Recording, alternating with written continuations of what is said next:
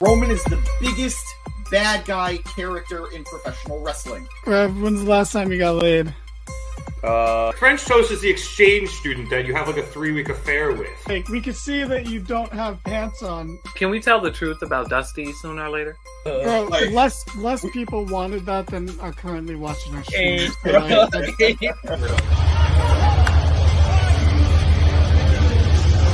And you know Vince, and you still think, are these true? It's like... Welcome to the Mark It Down podcast.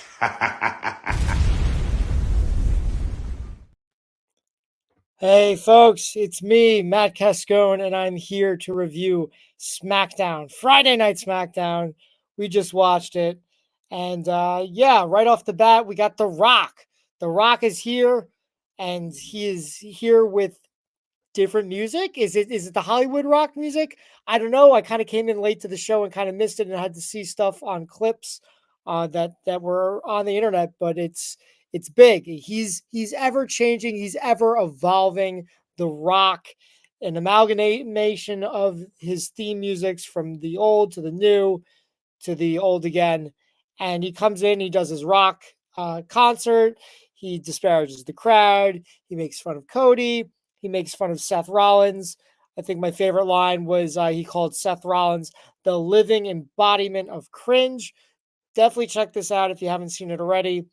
I would say it was a good concert. Great way to start off the show. Wasn't his best concert, but still very solid and definitely worthy of the Rock's concert catalog, as I would say.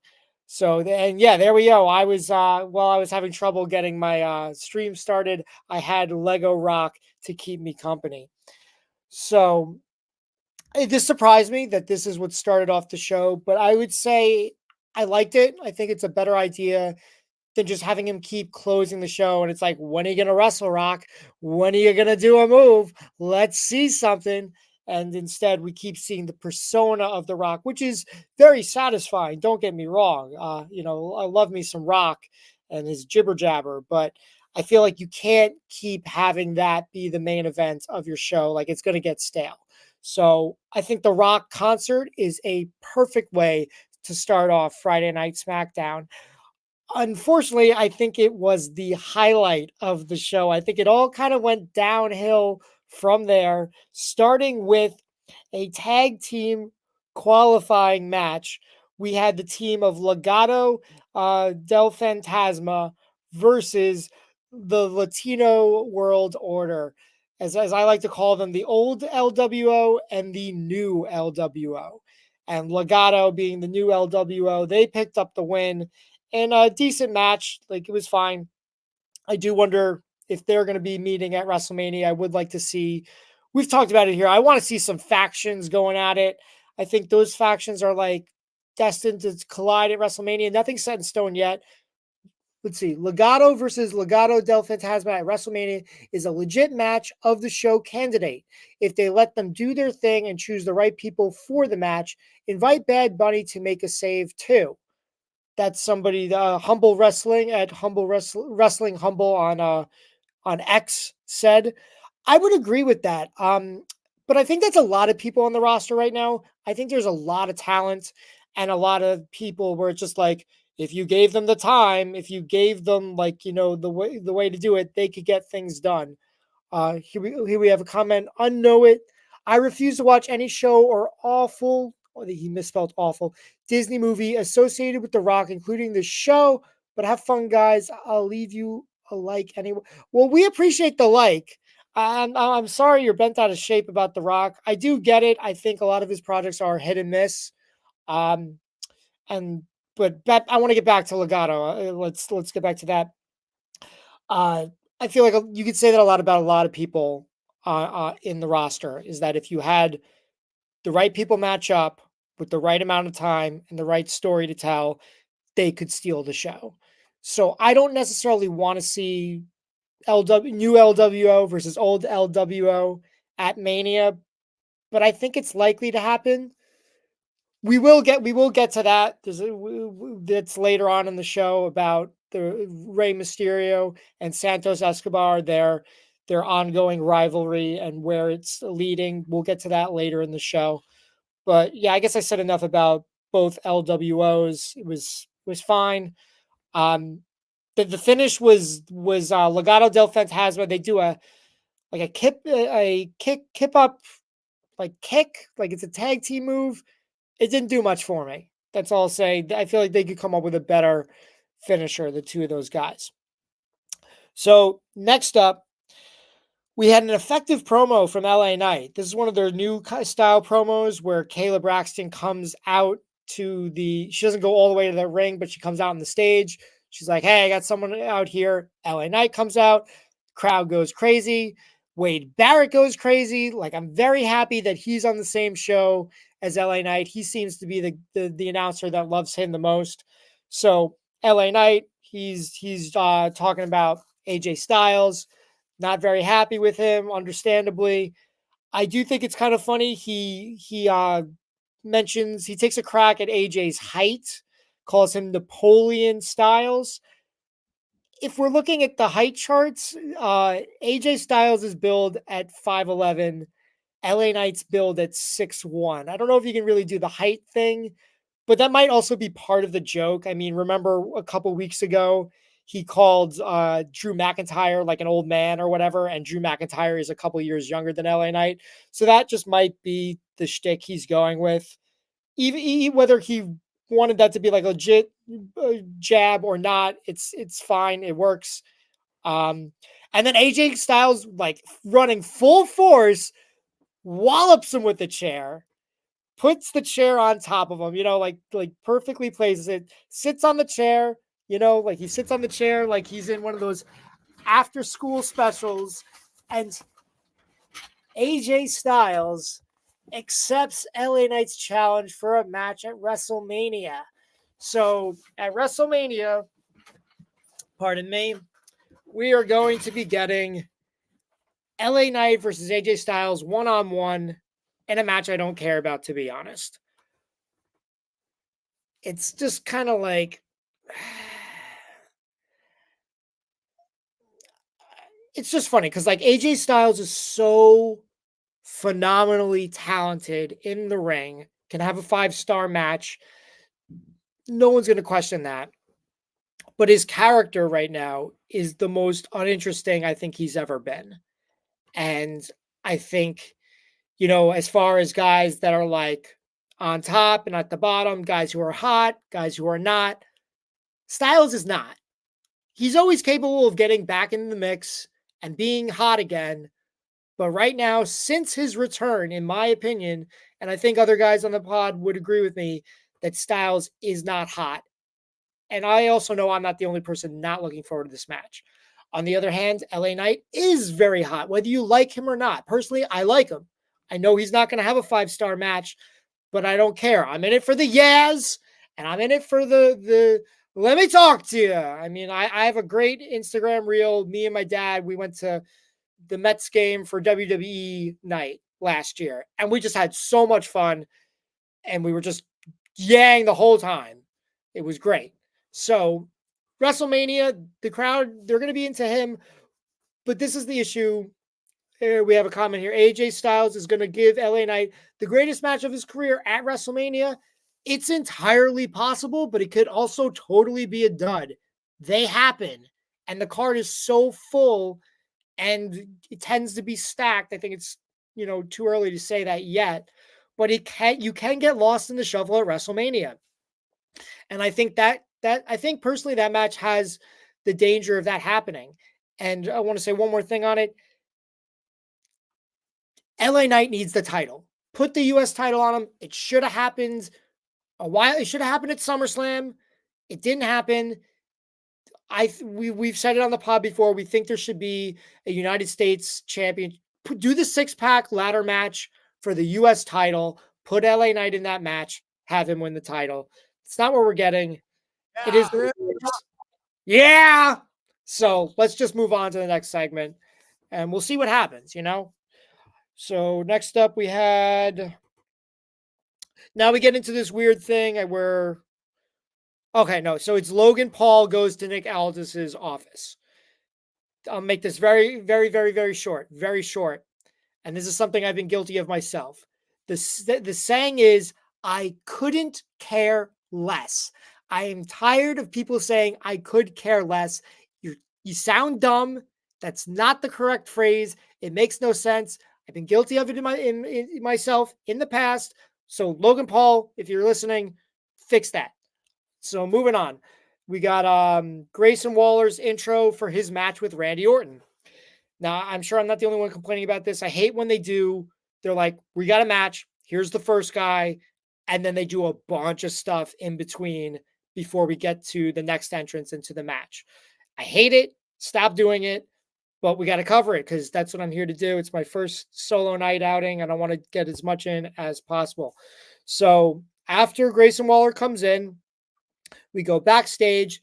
Kayla, in classic form, sneaks up on Paul Heyman. Paul Heyman sells it like $1 million, and she asks Jimmy about Jay Uso, his twin brother. Obviously, it's the first time watching his WrestleMania match challenge, and Jimmy accepts, does a solid promo. I liked it a lot. I think Jimmy is like underrated.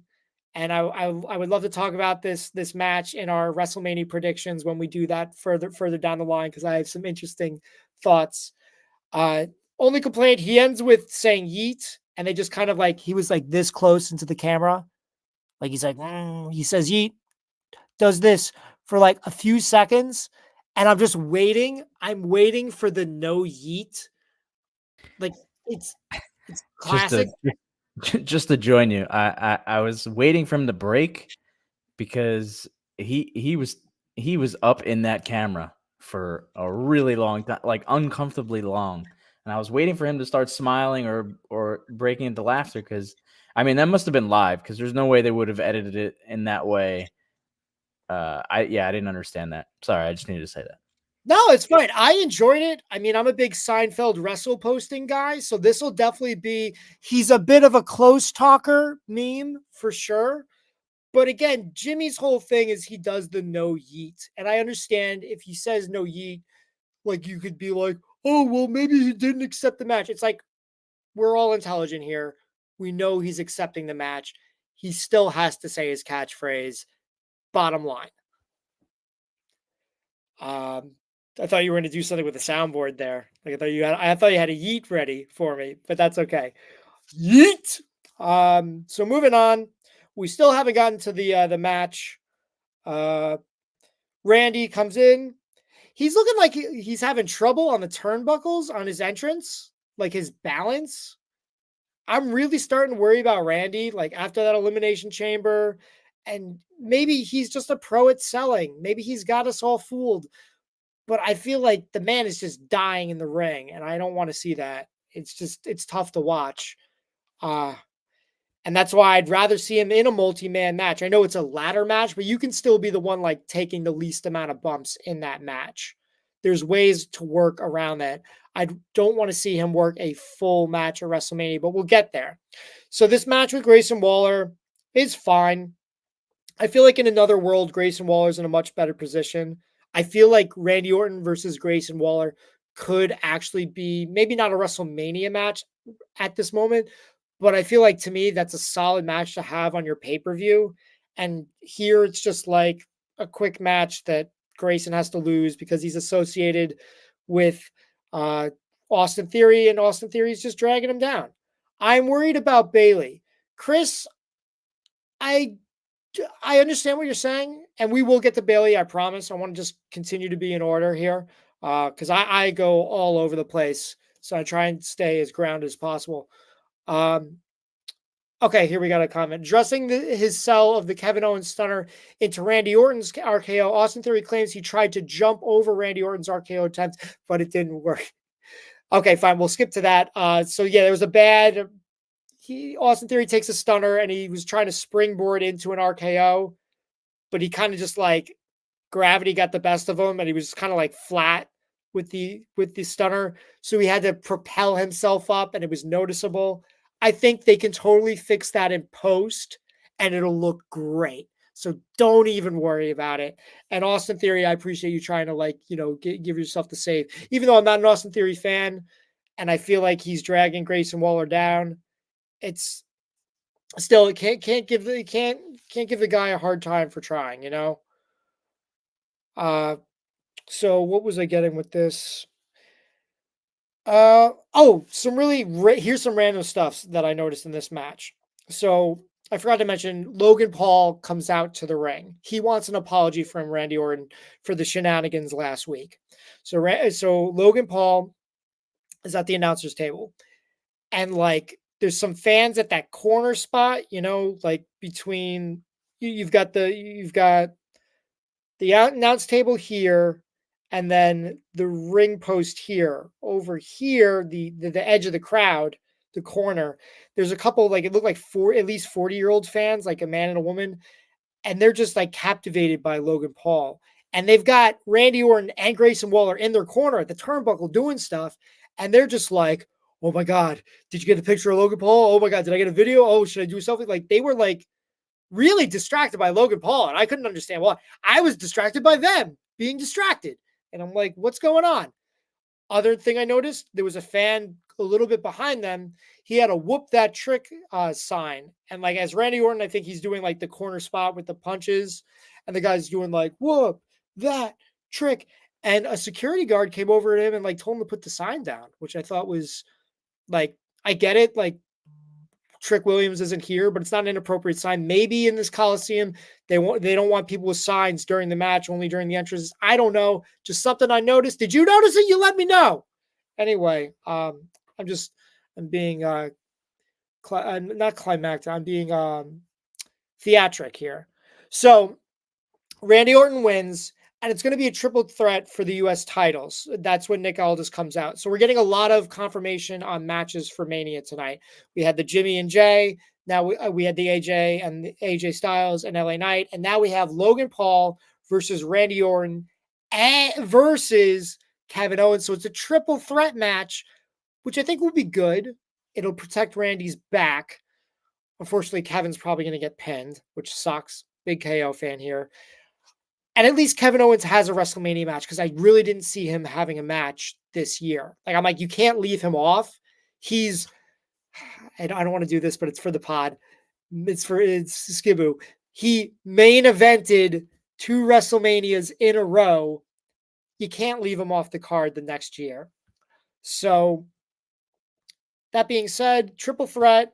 I'd rather a 6-pack challenge for the ladder match. What are you going to do? This is what we got. We got to work with it. I'm sure it'll still be a great show. That's the other thing about WrestleMania, man. What was it? 38.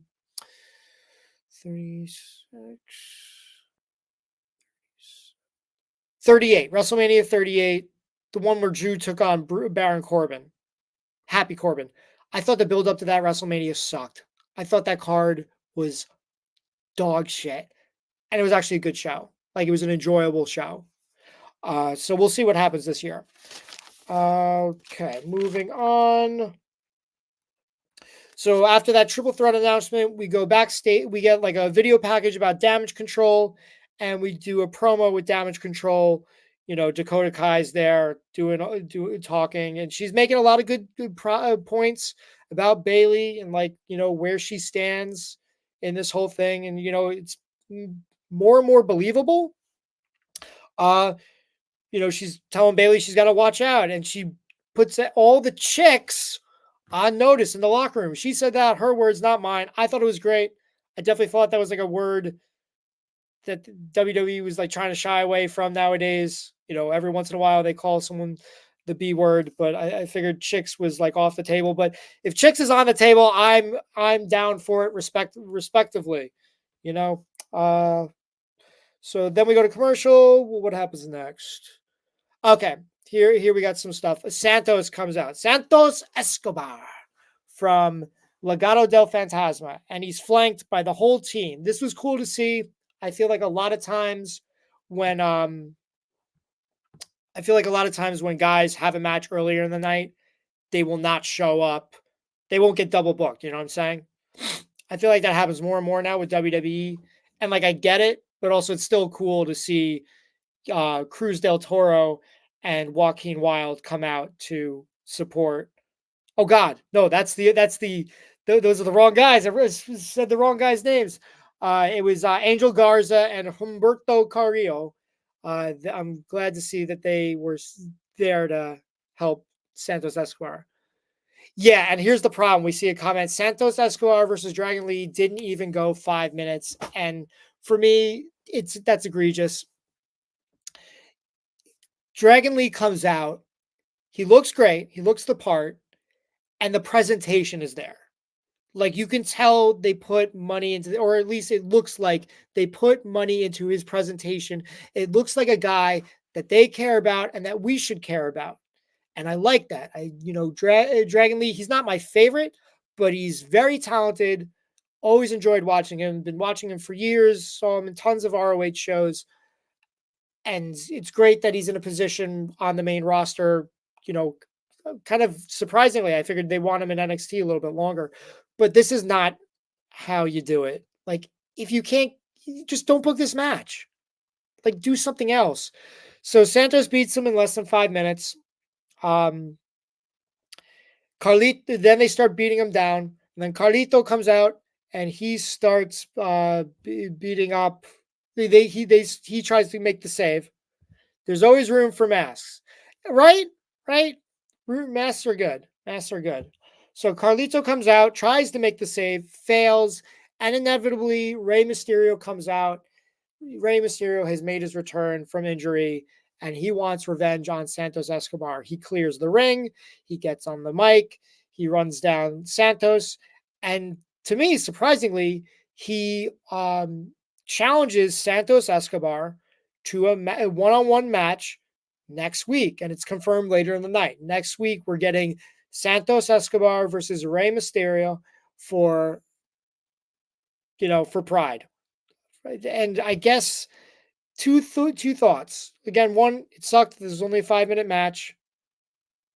Oh, sorry, Eric. My masks are upstairs.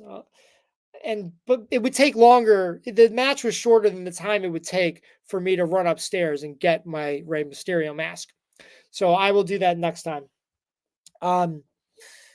Shame this had to be so short. And it's like, I'm surprised they're doing this match next week. And it leads me to two different thoughts. One, it's going to end in shenanigans, like, DQ, whatever, some BS. Or two, it's leading to something bigger at WrestleMania. I would assume, I don't think they would want to do, while I think Santos versus Rey one-on-one would be great at WrestleMania, I think they want to take advantage of the rest of the teams. Like, you have these stables, why not have stable warfare? And while I think the tag teams, they're good, ultimately they get kind of forgotten about and they're not on anyone's focus. I mean, you just saw me, I accidentally mixed them up, even though they've been doing some back and forth between teams. So you can hardly blame me, but it was amazing that I even remembered their names. But I think they want to take advantage of having Carlito. So I would think it's going to do like some 4 versus 4 on WrestleMania. Yeah, the internet's not happy about Dragon Lee jobbing in 5 minutes, and neither am I. Like, and here's the biggest gripe about that. Mysterio comes out, he runs down Santos. What was stopping Carlito and Dragon Lee from coming back into the ring and like standing side by side with Rey Mysterio? Like, who booked that where it's just like, Carlito, Dragon Lee, you guys got to be on the outside. Can't pay attention to you guys. Fuck you. And oh man, James, our correspondent James says, can you imagine if Mysterio puts Santos over at Mania before his own son? We were talking about this earlier this week. I want a rematch. I want Rey Mysterio versus Dominic Mysterio at WrestleMania. I don't know what the hell else Dominic Mysterio is going to do at WrestleMania. I think it's great to have a back-to-back match, at Manias. I think that's a lot of fun. It shows patience by not having that rematch somewhere in between the year. So my hope, even though I like Santos a lot and I don't want to see him like get tossed aside, I wouldn't mind seeing Rey beat Santos next week clean. Have them do old LWO and new LWO, 3 members versus 3 members at Mania, and have Rey Mysterio take on Dominic. The rematch, have Dom win. We got a comment. Bayley is still walking out WrestleMania 40 as the new WWE Women's Champion. I agree. It's not the one I'm the most sure about, but I'm still I'm willing to bet money that Bayley is still going to win and come out on top. Comment here. Dwayne Johnson singing a country song is taking time away from Dragon Lee versus Santos Escobar. I would say Rey Mysterio coming in took time away from Dragon Lee and Santos Escobar, and he should have at least shared the ring with Carlito and Dragon Lee at the end of that match. I'll leave it at that. Let's see what we got. Next up, speaking of saving time, no entrances for this next tag team match. We've got New Catch Republic versus Pretty Deadly. Yes, boy! And I have to say, I was not a fan of Pretty Deadly, but they're growing on me, man. And I think they're growing on a lot of people. I think a lot of people are focusing on them. Their look, they remind me of like a lot of tag teams where it looks like it should be their entrance attire, but it's their ring attire. I'm talking about like the tops that they got, but they want to stand out. I mean, nothing wrong with that. I can hardly blame them. And this match was fun. It was a good match. I wrote some notes here. Let me see what I wrote specifically. If I wrote, another funny thing I noticed. It looked like there was some spray tan on the ring apron, like in the middle of the ring. I'm looking at you, Pete Dunne. You might have smudged a bit there, but there was a lot of hard hitting action here and like good moves and good setups and Pretty Deadly. I love how they sell. Like they're comical, but they're not over the top with their selling. Everything that hits them, it looks like they hurt, and you enjoy seeing them get hurt. That being said, there was let's see. They sold like death. I already reiterated that. Oh, here we go. We got the big move that I enjoyed.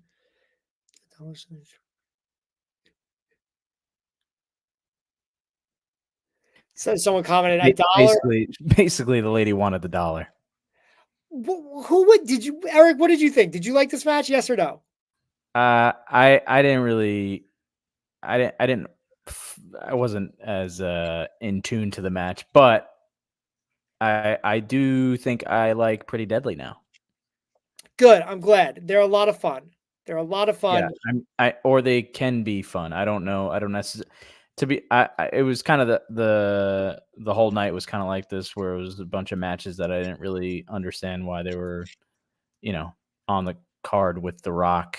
Everyone's watching. I mean, I guess those are your tag teams. I guess that says what. I guess that shows how bad the tag team division is. I mean, those are 2 good tag teams.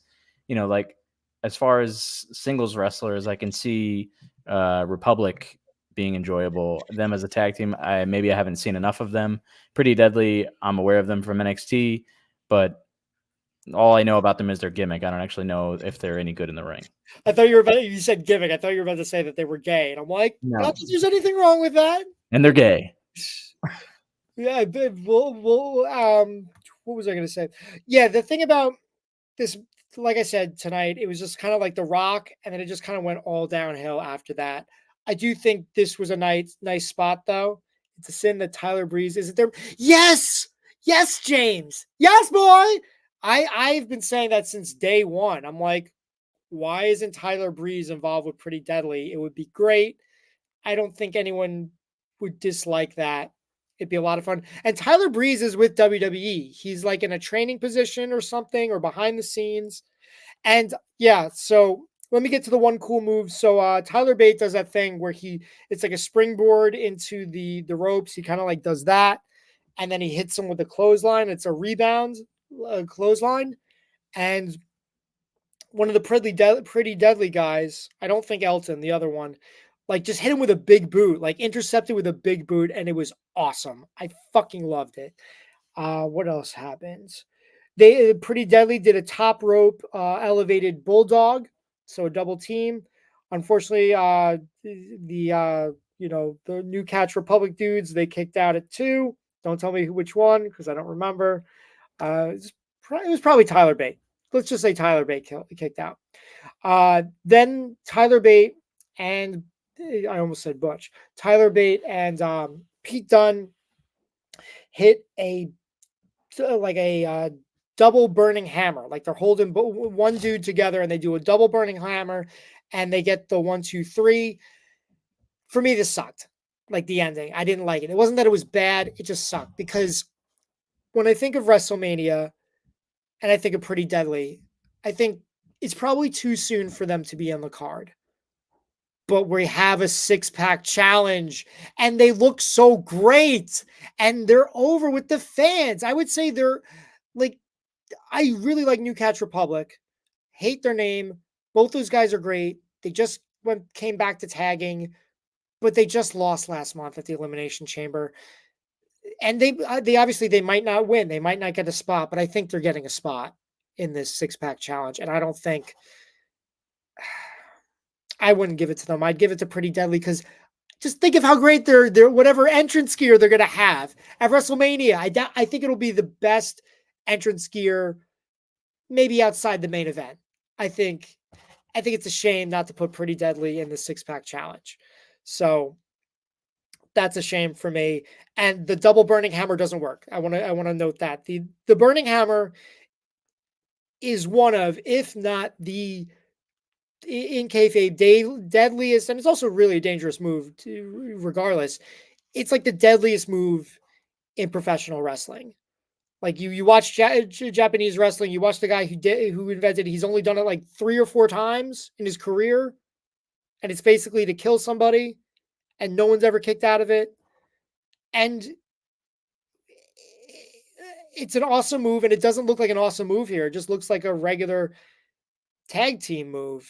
So don't do it. Like, find something else to do. Both these guys are incredibly talented, like them a lot. They should do something. Also, they're from the UK. The Burning Hammer is associated with Japanese wrestling. Why are you doing a Japanese wrestling when your whole thing is like we're British strong style? By the way, our viewers, anybody at home want to like comment and like tell me I'm wrong? By all means, I'm happy to have a discussion here. It is hard. Like I'm having a great time, but it is hard because I don't have anyone to bounce off unless Eric jumps in. But I'm doing good here so far. Let's move on. Ooh, here, Eric, you can help me out with this next bit. We're going to talk about highlighting fan signs. Now, I have mixed feelings on this. So tonight, what did you think about this fan signs? Were you surprised? Everyone in our group chat doesn't seem to be a fan of it, but I thought it was I think it's corny now, but I think the idea is, hey, you can come to the shows and have fun now that Vince is gone, and you don't have to worry about your signs being taken away or whatever. I mean, obviously, you just said something about somebody's sign being taken away like an hour. It wasn't taken away. I think they specifically were like, hey, you put that down. I think it might have just been during the match. I mean, that's fine. I think that's fine if they're going to do that. But I also, I couldn't help but think this is something that Tony should also be doing. Like, you want people in the building. Triple H doesn't even, he doesn't even need to do this. I don't even know, like, they're sold out shows. So I don't know how it benefits him other than making it look good on TV. And if that's important to him, then that's great. Because, I mean, also what James said in the group chat, he misses like the bulb flashes and stuff. You're not going to get that anymore. But the signs were also a big part of, us watching wrestling as kids. It's nice to see those white, the white on the audience, because you can tell how many people are there. Some of the signs are funny as fuck. It gets people involved. People feel included. I think it's a good way to get people in the door, even though people are in the door. So I don't really know why he's deciding to do this now. But if he does it now, as opposed to, after Mania, let's say they aren't doing sellout shows. If he does it now, it doesn't look as desperate if he does it later, as opposed, you know what I mean? Well said. And, as someone who has been, had my focus on my sign, I appreciate it. I don't like the execution. I'll tell you why.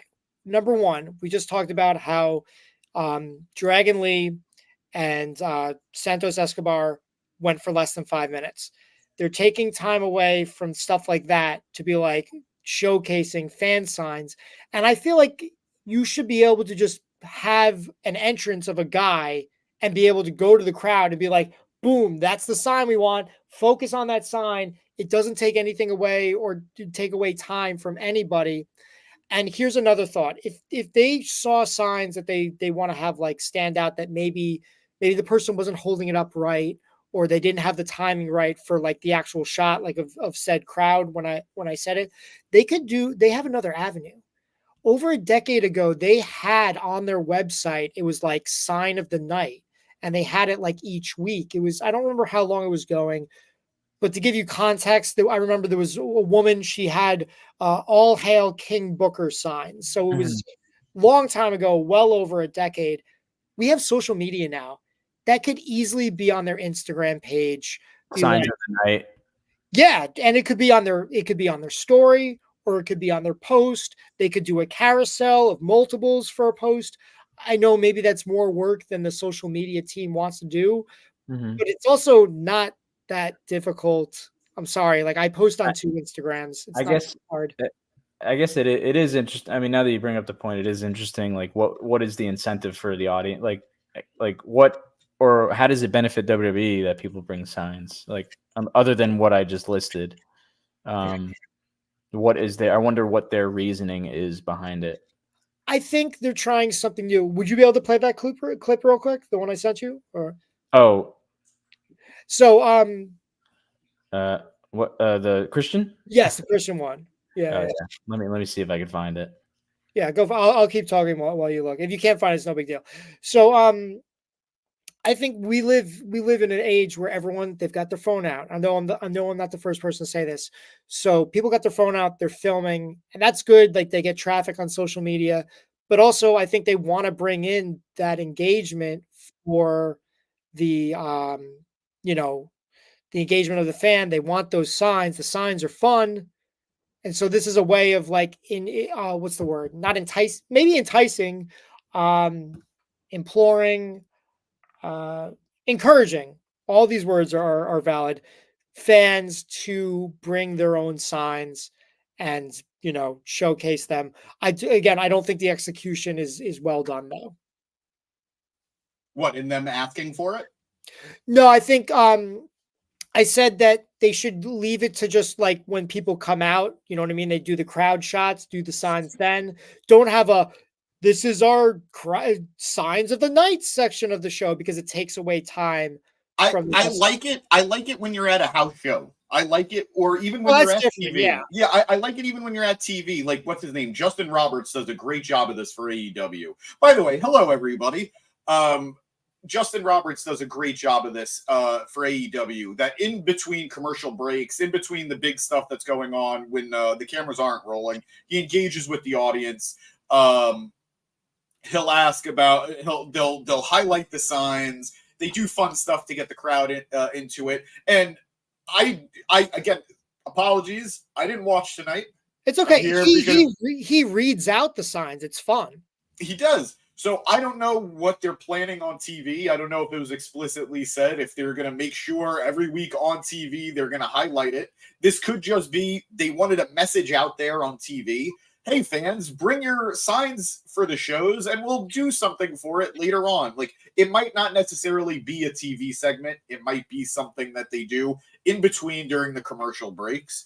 But I'm not going to criticize them for trying to do something that is intended to bring a little fun, bring a little levity to their shows. Because as they've been highlighting every week on TV, they keep having sold-out shows. They keep having these very engaged, these very packed houses. So if you're going to have a packed house, do what you can to make sure the energy is high, to make sure everybody's entertained. The only thing I'll say is, if you got your sign up in front of me while we're sitting and while we're watching the show, it's going to get ripped. I'm letting you all know. I don't feel bad about it. There's a time, there's a place, and that place isn't in front of my face.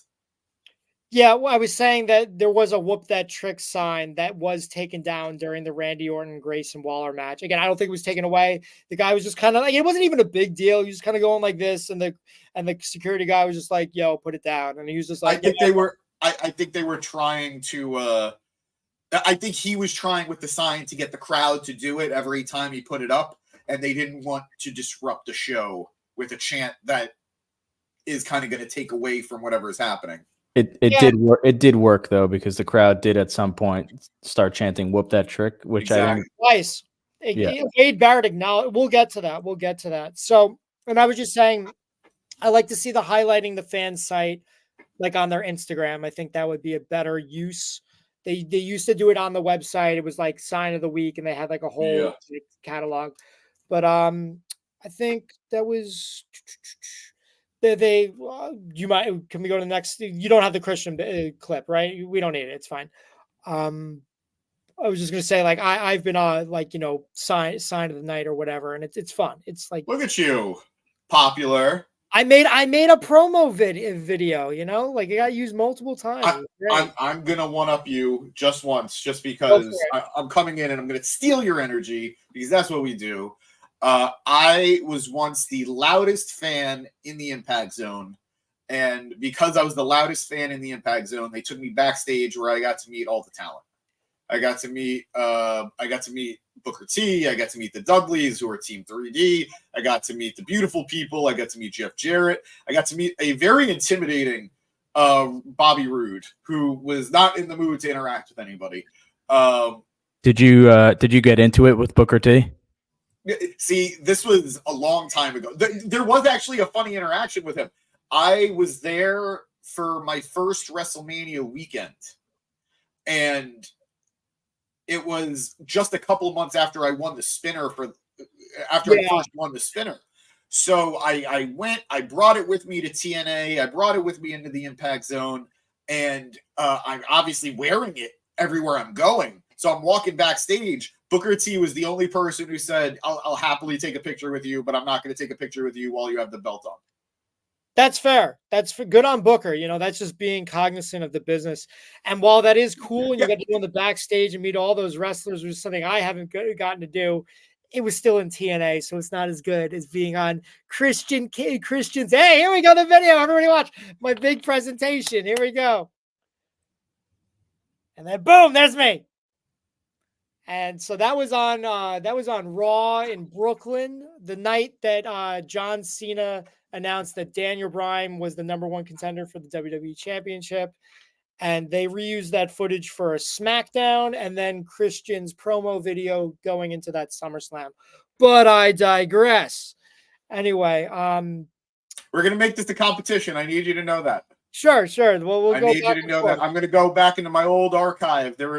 I am a gentleman and a scholar and an equal opponent, but you, sir, are trying to besmirch my good name, and I will not take it. I will not take it. And one thing I won't take, we're going to go, we don't do tangents here on the Mark It Down podcast, but I do got to address this. Booker T being cognizant of the business is not a topic of the day when this man just went on record saying he almost got into it with CM Punk in NXT.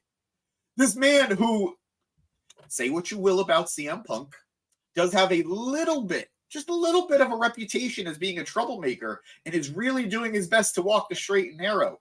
So, Booker, maybe don't start some rumors that Punk almost got into a fight in NXT. He's an instigator. He's another I word that I don't want to say, but ignoramus. Let's go with that. Let's go with that. But I love the book, man. But I hear what you're saying. Let me ask one more question about that TNA thing.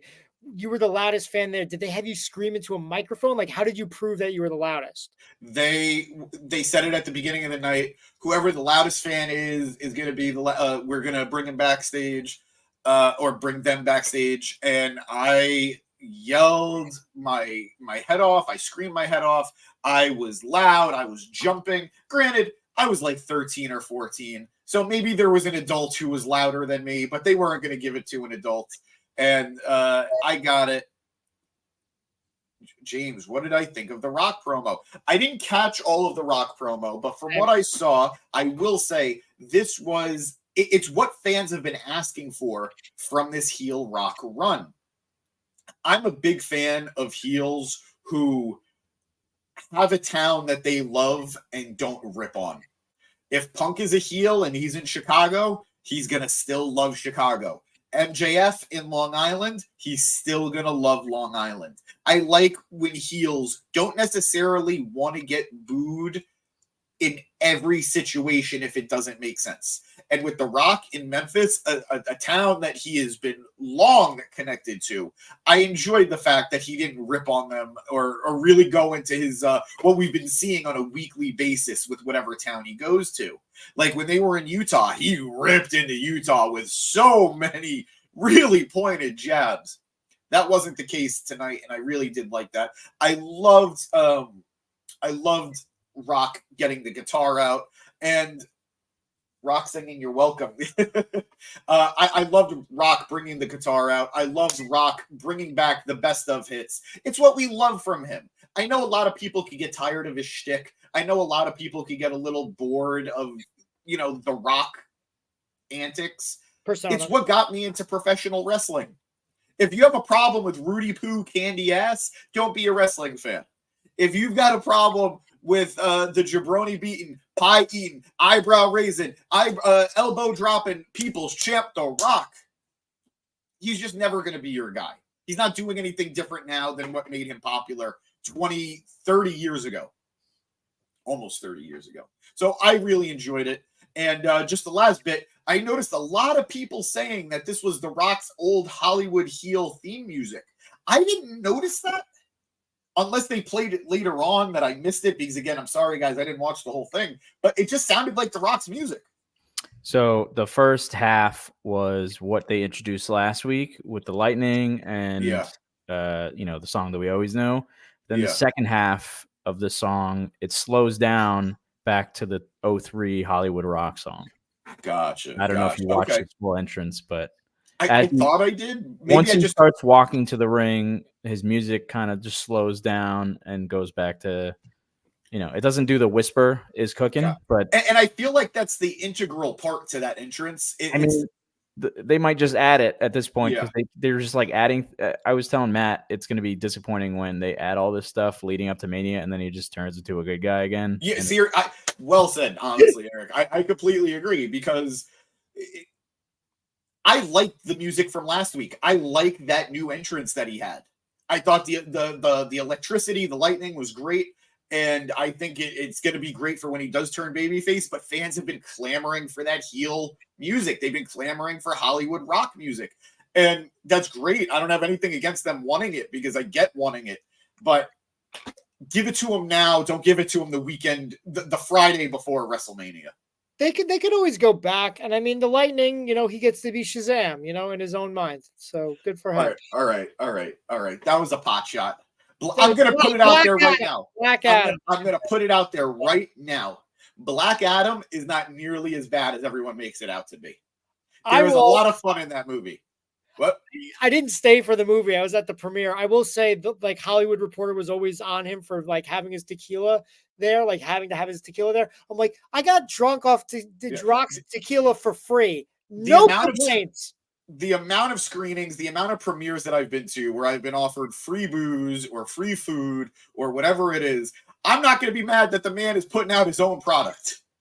Yeah. I mean, The Rock did nothing wrong, Hollywood. Nothing wrong, except for that one thing and that other thing. But he didn't do anything wrong. Yeah. At least I got into Black Adam as opposed to Ghostbusters yesterday. But moving on, we got some announcements for matches next week. We got more tag team matches to this tournament to get into the 6-pack challenge. I wonder if there's going to be this many matchups on Raw. I don't know. I didn't really see how the brackets worked. I know it just seems like we're doing the rivalries, and it's I'm not sure why we're doing the rivalries now instead of doing them at Mania. Because they probably don't want all the rivalries to make it all the way to Mania. So they're doing their best to give them some level of closure with the qualifying matches. And then the big match is just getting all the popular teams or all the teams they think are going to be worth having in the match. do you not think we're going to get some form, whether it's 2, 3, or 4 guys? You don't think we're going to get old WO versus new LWO I at mean, Mania? it's possible. Like it's very possible. Again, I think the bigger match is Ray versus Santos, but I get wanting to get as many guys on the card as possible.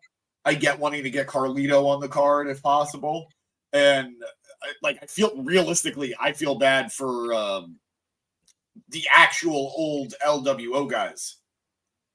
Like Santos is old crew, because they're not going to be in the match. They're just going to be there. If they're lucky, they're going to be outside the ring supporting Ray, Dragon Lee, and Carlito. But yeah, I don't know. I think it was a weird move the way they planned it. With going back to the breakup with Santos, I never understood him leaving his own crew, because those guys were his guys before they were ever with Ray. Yeah.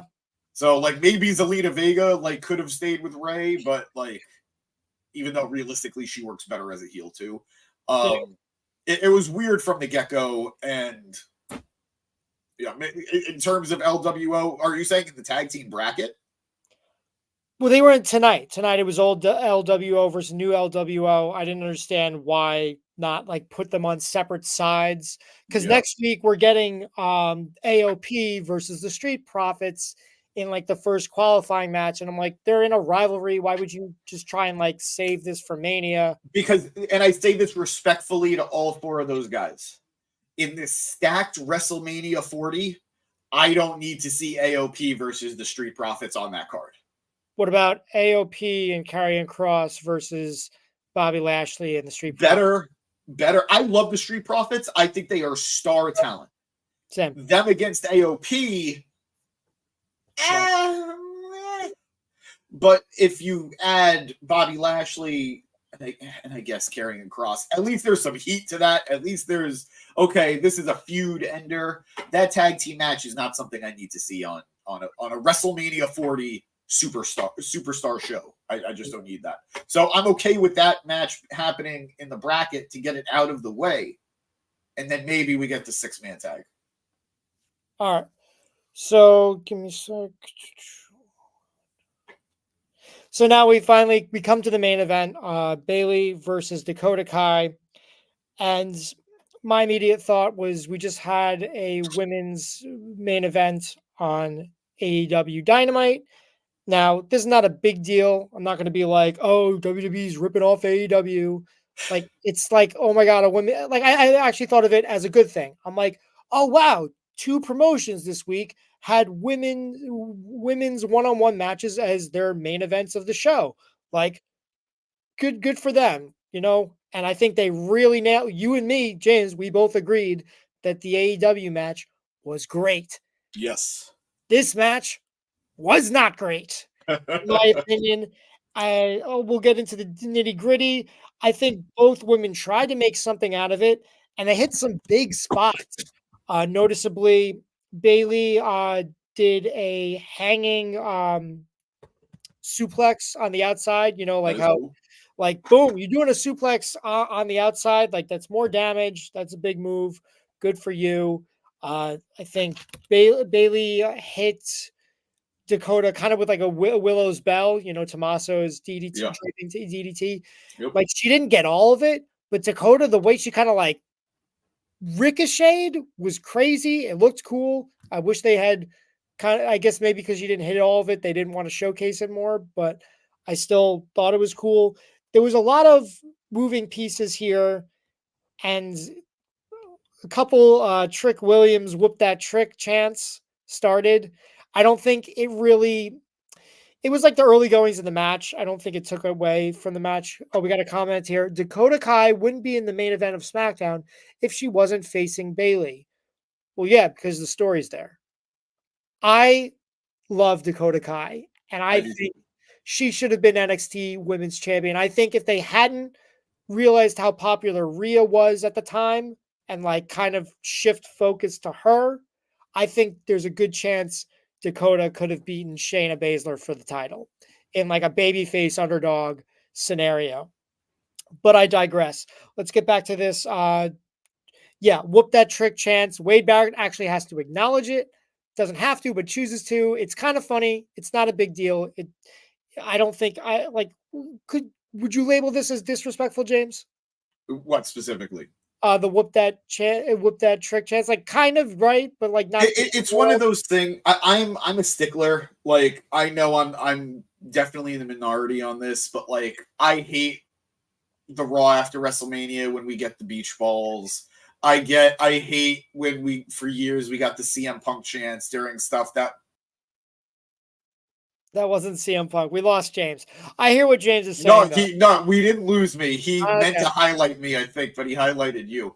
I hate when we get the CM Punk chants during things that are deemed boring. I've never been crazy about that. I'm a big believer. If you pay for your ticket, you can do whatever you want. You should be able to do whatever you want within reason. But at the same time, you are paying to be at this show. You are paying to watch these guys perform. And more importantly, the guy next to you, the guy to your left and your right, they're there to watch the show. So don't make the show about you. Don't try to hijack a show unless you're there for something good. I was a big part of the Daniel Bryan Yes movement. But do I think it's the biggest thing in the world? Do I think it's the most offensive thing in the world? No. But I'd rather we just focus on the people in the ring. And if you don't like what's happening, boo. Boo. I know a lot of people weren't thrilled with like the Maxine treatment at the house shows. And quite frankly, I do think people are taking a little too far with her. But at the same time, if you don't like something, you have every right to cheer it or boo it. Just don't be an asshole. Just like everything else in life, don't be an asshole. Do things that make sense. I feel you, and I think it moved on quick enough that it was kind of like you already forgot about it. We got a comment here from Chris Leclerc. When Bayley beats Io Sky for the WWE Women's Championship at WrestleMania 40, Dakota Kai will be Bayley's first opponent for the WWE Women's Championship.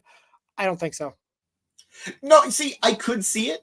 I could see it just to sort of keep that feud going a little bit longer and to give Bayley almost a guaranteed first successful defense. But I don't want to see it because I would like Dakota to get the title eventually. Same. But I mean, if it happens, I'm not going to poo-poo it. It's probably not where I'd go. Just going to keep going with Eric. The day after Mania is like vacation for the wrestlers because the big day is over, so they get to have fun too. I know actively, having been at these shows, they have come around to it. They have not always loved it. A lot of them hate it. Like, I remember Claudio, back then being Cesaro, jumping into the crowd and ripping the beach ball apart. Randy hated it on several occasions. Sheamus thing, yeah. Yeah, Seth hated it in the beginning. He's come around to it because he knows he's the big baby face. He's got to endorse what the crowd does. But I know a lot of these guys don't like it because, sure, the day after WrestleMania is the day after the biggest event of the year, but it's also the first day of the rest of the year. I know for a lot of those guys, it's important. Go ahead. I also think it's funny you mentioned the Cesaro. That was specifically that was SummerSlam. And I think it's an amazing moment in his career. One of the, Cesaro's had a million amazing matches, but for me, a highlight of mine for him is running into the crowd, grabbing a beach ball and ripping it up. Yep. And that wouldn't have happened if it wasn't for some jackass fan who brought in a beach ball. So, of course. And did he make lemonade out of lemons? Yes, absolutely. But is everybody going to have the ability to go run out and do it and look as badass as he did? No, not everybody's going to. Some of them are just going to have to fucking deal with it. But he's one in a million. He's one in a million. Eric saying they're really pushing the Naomi thing too, so I assume she's turning on Bayley either at Mania or after she wins the title. I'm not sure, actually, because Naomi has been the supporter of Bayley. Last week on SmackDown, she was feeling bad for Bayley. She was giving her some love after having seen what happened. And Bianca Belair was the one who was just like, well, she kind of has this coming. She kind of deserves this. If you were here, like, you left, but if you were here while she was doing all this damage control stuff, you might not really care. You might think she had it coming like I do. So maybe there's a swerve coming with Naomi, but I wouldn't be shocked if she's probably going to be her one ally, because presumably that feud is going to continue in some shape, form, or another. Bayley does need some support. It can't just be Bayley versus all 4 members of Damage Control. So let's see. You're muted. You are muted. My bad. So it's interesting. Naomi came out and there were EST chants, but Bianca did not show up, and that actually fits with what she said last week. She doesn't really trust Bayley. Like, they obviously have history. She really has no reason to come out to support her. I don't think Bayley really needs anybody else. Like, I mean, we've seen Johnny Gargano take on the Undisputed Era and win. And there's also other ways, like, they have time before Mania. They could do a stipulation where Damage Control is barred from ringside. There are options here. But like I said, this match kind of stunk because it ended with a DQ. You don't end like the last match of the night on a DQ. And this is like an important spot. Now it's like they set themselves up for failure in the fact that it's just like, oh, well, that women's match wasn't very well received. Maybe we should rethink putting women's matches in the main event. Well, it's like, well, give them a real ending. You gave a real ending to every single match tonight, except this one. So, devil's advocate, because I do agree with you. I actually do completely agree with you. I think the mentality behind it is, as we're on the road to WrestleMania, you want to build certain stories up. And if you do things too straightforward, it makes the path there a little too clean. If Bayley beats everybody in Damage Control by the time she gets to EO, it feels like there's no threat for Bayley. There needs to be some level of shenanigans. There needs to be a mountain for her to climb. She can't lose to Dakota, because then why is she challenging for the title? But she can't look super dominant as a challenger either, because this is a Bayley who's fighting the odds right now. This is the Bayley who's climbing the mountain, not the Bayley who's kicking people off the mountain. Sorry, Darby. I know that's a little too soon. I get what you're saying. In a main event, you don't want to do things that way. But as we saw this week with Dynamite, AEW had a very straightforward women's main event. It was a great one, in my opinion. And they lost so many viewers. Painfully, they lost so many viewers in that main event spot. So I don't think it was going to matter one way or the other. Nothing against Bayley, nothing against Dakota Kai, and nothing against the AEW women, Willow Nightingale and Rio, and Mercedes for that matter. But I'd almost, given their spot and given everything else that happened tonight, I think the victory is even saying they were in the main event. All right, that's fair. I mean, we can go back and forth on that because I do have like a couple of things, but it's not really. I mean, I agree with you. I don't want you to think, Matt, you're wrong. Of course, this makes more sense. This makes more sense. But it's one of those things. Like we have in the comments, Chris saying Bayley is 1-0 against Damage Control. If she's challenging for the title, I don't want to believe she's easily going to defeat the champion. At least me personally. Bayley works best as a babyface, as an underdog chaser who's trying to show us what she's got. And we know what she's got. She's Bayley. She's been doing it for years at this point. So kind of reminding us a little bit of what made us love her in the first place isn't necessarily the worst thing. That said, there are better ways of doing it. I agree with you on that. Or I hope you agree with me on that, I should say. Yeah. It's interesting to see Naomi involved because I feel like she's someone like I haven't been watching religiously, so I might be off base here, but I feel like she's lost so much goodwill and so much steam. Maybe not goodwill, but lost all the steam, like all the wind out of her sails. Like I don't expect her to even show up at WrestleMania except for the Battle Royal.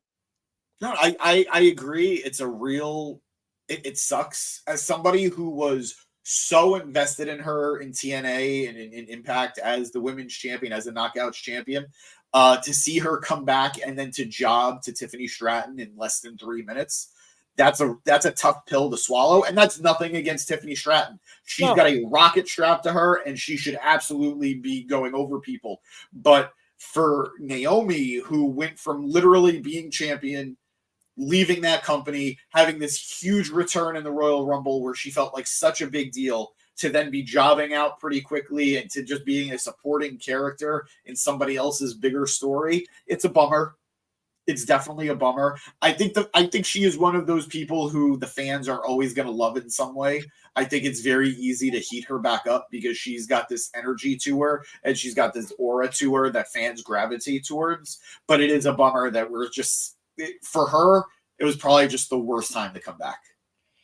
Yeah, I mean the Rumble spot's always fun. Yes. But it just seems I knew she lost to Tiffany Stratton. I did not realize it was under 3 minutes. That's like, why have the match? Like, well, I mean, they're doing it for Stratton. It makes sense for Stratton. Have her beat a jobber. Naomi. Have her beat a jobber in 3 minutes. Who is that? I don't know who that is. Local talent. It's not the same. I agree with you as a Naomi fan. I agree with you as a fan of the veteran. But as a fan of the up-and-comer, I don't want to see Ryback going over local jobber of the week. I want to see the talent actually beating the talent. But it's a tough pill when you're a fan of the other talent who's on the losing end of stuff. Well, I think I do have a bold prediction for Naomi at WrestleMania, but I'm gonna save it for our WrestleMania prediction video. So that's crazy. Stay tuned. Yeah. But overall, this SmackDown, I think, kind of stunk. At the same time, it did move things forward. Like we have we can see WrestleMania. We have some matches. I said it earlier. I'll say it again. We've got officially LA Knight is taking on AJ Styles at WrestleMania. Yeah. Jey Uso is taking on Jimmy Uso at WrestleMania. And Logan Paul will be defending the U.S. title against Randy Orton and Kevin Owens at WrestleMania. Prime. So good one. Those are that's what happened tonight. And we'll have more tag team shenanigans. Again, no one really cares. This tag division's kind of stinky. It's not even stinky. It's just not hot right now. The Raw side of the tag team division is a lot hotter than the SmackDown side of things. It just is. That's what I said to Matt before. It feels like Raw's roster is more stacked than SmackDown's based on tonight's show because it was a bunch of people. I mean, I don't know anybody, so it's not really saying much. But there was the match after The Rock was 4 guys that I know no one's ever heard of. That was some shit that like Tony Khan would do on a CM Punk night. There are a couple of factors to that. One, I don't know if you guys remember every year when they do the draft, Raw always gets more draft picks than SmackDown, and it's because it's a 3-hour show versus a 2-hour show. It sucks, but I'm just, at this point, it's ingrained in me that Raw is going to have more of a roster than SmackDown. And SmackDown, too, for being a 2-hour show, has been very dependent on the main event scene for, at this point, several years. We're like I think it was a couple weeks back. I think 40 minutes of SmackDown was The Rock and Roman. Jeez. And I get it because that's the hottest thing you could put on. But when you have 40 minutes of Rock and Roman, you don't really need that much depth. Still, sometimes they need to use their time more sparingly or wisely. I mean, I talked about like the 5-minute match tonight with Santos and Dragon Lee. I remember the Royal Rumble. I think there was 40 minutes between the Women's Rumble and the Roman match. Like 40 minutes? Like, are you kidding me? I couldn't tell you what happened in between. Was it the WWE? No. What happened in between? It was Women's Rumble match. It ends. Some commercial spots. There might have been a backstage segment, but it might have just been someone arriving to the stadium. And then the 4 guys entering the ring, but it took 40 minutes. Yeah, no, I don't disagree. But I'm expecting a little bit of a shakeup after Mania because that title scene is going to be different. Or God willing, that title scene is going to be different. I know, Eric, you could see this going for another 2 Manias if you had your way. But God willing, the main event scene is a little bit different with Cody at the top. I think there's going to be I think there's going to be a different energy to SmackDown post Mania. You think he's going to SmackDown? I mean, if he wins the title, he's going to have to. I guess that makes sense. My other one thing about the title situation, the title scene that I didn't mention, Rock in his Rock show, he once again brings up the fact of the threat of taking away Seth Rollins' title. Now, this happened when they all got together on SmackDown. He threatened to make Seth Rollins, and I think this might be an exact quote, make his title disappear. And Rollins did not take this lightly. Like, you saw it in his face. He looked shook. So Rock brought it up again tonight. Do you think there's any weight to this? Because I don't see it really happening if Drew McIntyre is just going to beat him at Mania. I mean, there's a couple of ways you could look at it. I mean, maybe The Rock is threatening not necessarily to make the title go away, but to make sure the title goes away from Seth. Maybe he's letting us all know. Maybe he's hinting he's going to get involved in the Seth Drew match. Maybe he is actually threatening to get rid of the belt, in which case he'd be Eric's favorite wrestler of all time. Well, no, not if what he's saying is what popped in my head, which is he somehow takes it from Rollins, and then we lead into next year's Mania, champion versus champion, which definitely not something that I would want. I don't think that's going to happen either. One, I do know I've been hearing that Rock is going to be gone for a few months. I think May to August he's going to be gone because he's going to be filming. So I don't see him taking that title away. The way I'm imagining him saying taking the title away, literally just stripping the title from him and making it not a title anymore. And theoretically, I'm okay with that if that means Cody is going to be champion on both shows and showing up on both shows. If there's anybody on the roster who I believe would make that commitment, I think it's Cody. But I don't know. Again, a lot of this is weird because I'm of the belief Rock is turning face at Mania. Same. I think night 2. What? I was just going to say, which I hope they somehow find a good enough way to keep him heel going forward. Just because I think it's silly. There's no logic behind. I mean, I guess they could say he's bullshitting Roman in order to turn on him. Yeah, that's how I've been. But it doesn't make any sense if he's actually going to go through with the tag match. I mean, so go ahead, Matt. You go first. You go first. Rock, paper, scissors for it. Paper, scissors, and shoot. Go first. So I think there's.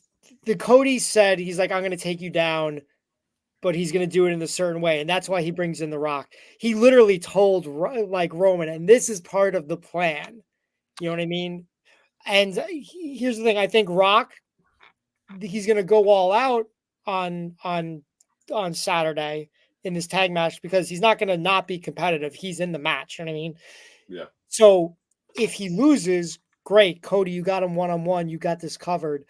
But if I win, I'm not going to F you over at Mania. I think it's going to happen where The Rock and Roman win Saturday, and we should do this at WrestleMania predictions. But yeah, I think Cody's kind of covered either way, whether they win or lose night 1 of WrestleMania. I think him and Rock know the plan.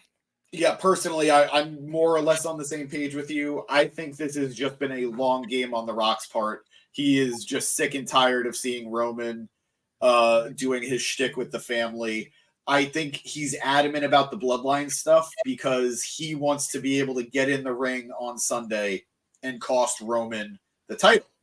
And I loved last year's bit. We talked about this before, Eric. We loved the moment with Sammy and Kevin and the Usos getting involved. It felt huge. It felt cheapened by Solo, but it felt huge that they did it the way they did it. To do that 2 years in a row where you just have a ref knocked out, bumped out, not paying attention, that's a tough, for me, that's tough to pull off 2 years in a row where I'm like, really? They did that again? So if you just really commit to the bloodline rules, where the bloodline can get involved, everything is fair, and then you see Jimmy and you see Solo doing their thing, and then you see The Rock, and you're expecting him to rock bottom Cody Rhodes, do whatever, and cost Cody the title, and then he does it to Roman instead, that's the ultimate switch. For me, it plays off of WrestleMania 27, where he got involved with Cena and Miz, and more importantly, it plays off WrestleMania 17, where the boss betrayed the guy we all thought he was going to turn, where he was working with, and I think there's a lot of fun callbacks you can make to this. So, I mean, they could potentially not. I mean, I guess we could do this during the Mania predictions, but they could potentially have Cena involved too. I know I've heard that too. I know it's I've also heard unrelated, Austin. but yeah. Well, I mean, I think Austin. If they had gone through the match they wanted to do last year, it would have made sense for him to pop up. But Austin only makes sense if he's there to stop The Rock. So if The Rock is going to continue to be heel, then yes, Austin coming in would be like a nice little thing for the casuals and hardcores, and they're like, all right, you guys go do your thing, whatever. Yeah, they could do Austin. Like, I know Rock is probably going to miss this first Saudi show, but they have 2 Saudi shows a year. They could do Rock Austin at the second Saudi show. Matt's not wrong. I mean, Saudi does some fucked up shit. I'm sure they would both grab. I don't know if Austin would do it. I feel like Austin is very picky about what he does because he would have done a Saudi thing. But I also don't think I would love Rock Austin 4 just because holy shit, Rock Austin 4. But I also don't think he was able to pull off what he did with Kevin because he was able to keep his clothes on. I don't know he's gonna want to get in the wrestling trunks next to The Rock. I mean, there's videos of him working out and shit like that recently. People keep saying, I mean, I feel like he probably could have taken his shirt off last year, to be honest. That's what I said. Like, keep the biker shorts. I think that's a cool look, but like he should have popped the shirt off, as they say, and It's Always Sunny in Philadelphia. No, absolutely. Austin wearing jorts, man, that just feels right. Nothing but jorts. The reason I popped in and then I got caught up was there was a lot going around on Twitter talking about how The Rock feels like he's feuding with Cody Rhodes only. Yeah. I guess I just wanted follow-ups on that so I can clip the shit out of it. Goodbye. Say that again. So, I agree. The internet is talking about how The Rock's feud seems to only be with, or better yet, Cody's feud seems to only be with The Rock and not Roman Reigns. Roman Reigns seems to be an afterthought. Even tonight, The Rock called himself the final boss, which doesn't really make any sense because he doesn't have the title. But yeah, so that's the issue running around online. It feels like The Rock has kind of taken over this feud, and it's him versus Cody Rhodes as opposed to Roman Reigns versus Cody Rhodes. Gotcha. Not necessarily complaining. James, why don't you go first, and we'll do the highlight video of you. I'm never going to be upset about The Rock being featured heavily on TV. I wish Roman was more involved. I wish Roman was a bigger part of this. He definitely is starting to feel a little sidelined, which kind of sucks. But I don't think there's anyone to blame in that other than Roman himself, who has, as he's put it many, many times, a great deal that allows him to show up when he wants to, more or less, essentially. But I think things are going to amp up a little bit more with Roman as we get closer to Mania. We're, I guess, 2 weeks out now? 3? I don't know. But interesting times. And I think Cody versus Rock in its own world somewhere would be a great match. I don't think we're going to get that match. Unless Rock stays heel, I don't think we're going to get that match. But I did just want to address, Eric kind of said it before about him wanting to stay heel. You're fighting an upstream battle here. You're fighting an uphill battle. The fans want to cheer Rock. The only reason they booed him was because they were in Cody's corner. So make Rock a face. Let him be a face. Let Cody be a face. Give your fans the ability to have the reaction they want to have, and don't put Rock in a position every week where he's got to turn them against him. And he's capable of it. He's The Rock. He's great on the mic, and it's one of his best abilities. But just let him go with the stream. Don't let him fight it. But that's just me. Should I retort or whatever you want to say? Well, I mean, for like a highlight or whatever. Wait, hold on. Go back to that tweet. Watching that promo from The Rock made Paul Levesque realize he missed out on Will Ospreay. Oh no, but that's not a real quote. That can't be a real quote. Jesus Christ! For a second, I was like, Dave, come on, buddy. Matt, it doesn't matter. I don't actually edit those highlights. All right, we still need to get me in the intro. So. Oh fuck! I'm sorry. I'll retort. Yeah. So say something loud, say something lively, put some energy into it. That's how we get into the opening, buddy. You think this is all natural for me? Nah. Actually, I'm going to take a clip from our highest viewed TikTok, which has Matt talking about some shit that I forgot. Anyway, was it about Maxine and her dead brother? Yeah, dude, we got 9,000 views on that one. Also, the dude's dead. It's not like he can consent to any of this. It's also like, I feel like when it comes to dead people and like commenting them on wrestling, I don't like it.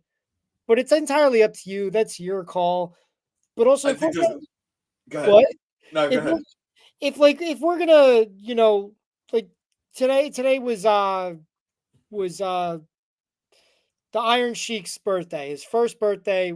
Technically, we're not before midnight. Today is the Iron Sheik's birthday, the first birthday since the Iron Sheik's death. And if like somebody on a wrestling show tonight in WWE wanted to come out and disparage Iron Sheik in front of like, I don't know, like there isn't one, but say if there was like an Iron Sheik like kid wrestler, his descendant. And the descendant's like, oh, it's fine with me. It's like, one, Iron Sheik can't consent to these things. And two, can we at least like agree to like pay like the Iron Sheik, whether it's, you know what I mean? Like pay like a foundation or something to do this kind of shenanigans. There's a difference from Randy Orton telling Rey Mysterio that Eddie Guerrero is looking up from hell less than a year after Eddie Guerrero died.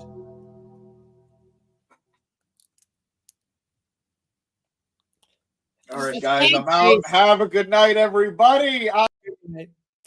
Yeah, just bad taste. But we'll wrap up with that question about The Rock. So I hear the jabronis think that this feud that Cody has at WrestleMania is exclusively with The Rock, and that's a problem. And I get it, but Roman's kind of like in the back burner. He's on the sidelines.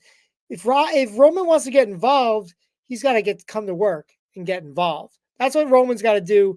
And we're also doing that so that Roman doesn't suspect that The Rock is going to turn on him. If he's just thinking like, oh man, Rock and Cody are really going at it, I'm just going to sit here and enjoy it, then he's not going to expect Rock is going to turn on him. So that's what's up. All right. I don't think that was great, but I think that's all we got for tonight, I think, unless Eric's got something else to say. James is back. I think you killed it tonight, pal. This was your first, we took the training wheels off you. You came out on your own. Yeah, it's a tough job to do this by yourself. Gym packed, I know. Trust me, this is tough, but I think you did well. I wish SmackDown did as well for you as you did for SmackDown tonight. Thanks, buddy. But I'm looking forward to you doing this again next Friday. And every Friday for the rest of your life, as long as, you're with us. And God willing, I can't make any promises, but Eric and I will have a powwow. God, Eric and I will have a powwow later about trying to get you in the intro. But who knows? If you keep buttering us up, maybe we'll do what we can. All right.